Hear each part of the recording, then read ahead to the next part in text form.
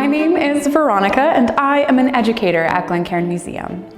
The museum was originally a family home for Raymond and Mildred Pitcairn, their 9 children.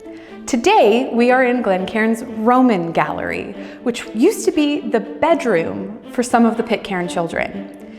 In the 1980s, it was converted to display the collection of Roman objects. At the peak of its strength, about 1900 years ago, the Roman Empire stretched across Europe, from Great Britain across the continent into the Middle East and along North Africa. Rome had its own beliefs centered around many gods and goddesses, like other ancient cultures. But as the Roman Empire grew, Romans learned from the cultures they encountered and adopted new things from them. Romans knew about the Greek gods and goddesses, and many of their gods had the same purpose or function as the Greek version, but they called them by other names. For example, the Greek goddess of war and wisdom was Athena. The Romans had a goddess of war as well. Her name was Minerva. The most important work of art in Glencairn's classical collection is this almost life-size marble statue of the Roman goddess Minerva. Here she is shown as Minerva Victoria, a combination of the goddess of war, Minerva, and the goddess of victory, Victoria. The Greek goddess of victory was named Nike. Maybe you own something or have something made by Nike, like shoes or clothes. That company took their name from the Greek goddess of victory. So the Nike company is saying that if you wear their shoes, you will be victorious. Now, you might have noticed that this statue is missing her arms and head. Archaeologists must think very much like detectives when they discover incomplete objects from history.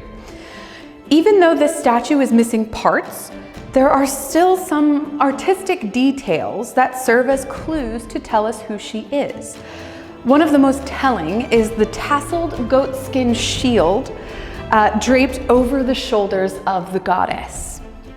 This was a divine shield that brought victory in battle, instilled fear in the enemy, and offered protection from attack. The clasp positioned at her chest depicts the head of a female creature with live venomous snakes for hair.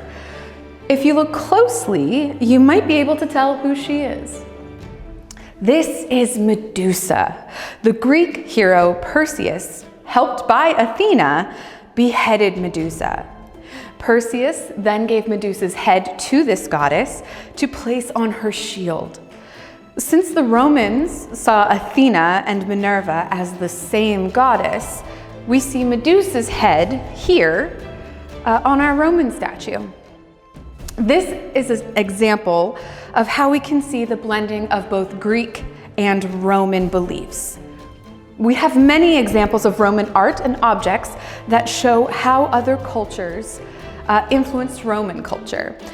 But let's take a look at an example of an object that shows a god that was unique to the Romans. This coin depicts the god Janus. For the Romans, Janus was the god of gates, doorways, and new beginnings. Janus is usually depicted with 2 heads because he looks both into the past and the future.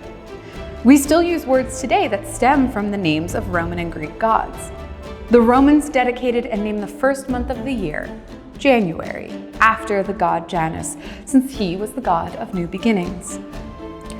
Not only were the ancient Romans influenced by the cultures that they came into contact with, but we can also notice the ways they have affected culture today. Thank you for joining us, and we hope to see you soon to learn more about ancient cultures at Glencairn Museum.